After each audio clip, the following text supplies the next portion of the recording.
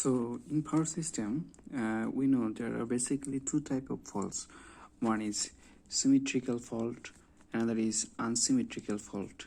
Okay, the symmetrical faults, basically the three-phase fault, means line to line fault, or it can be line to ground fault, three-phase to ground fault.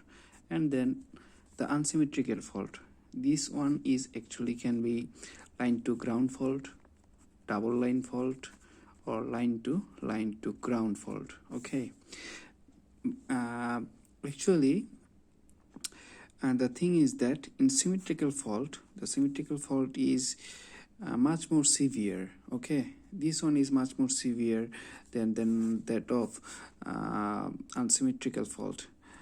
But in some case unsymmetrical fault can be more severe. How?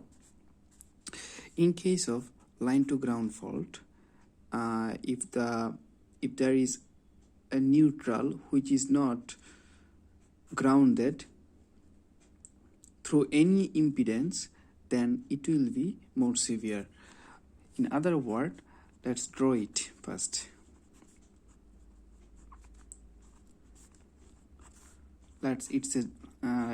Think it as a generator.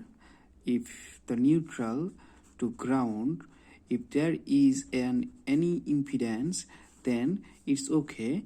The line to ground fault, if it occurs, suppose B phase to ground fault occurs, that fault would not be much more severe than that of symmetrical fault. But if the neutral to ground line is not connected through any kind of impedance, that means if Zn equal to 0 in line to ground fault, then this unsymmetrical fault will be much more severe than that of symmetrical fault. Okay.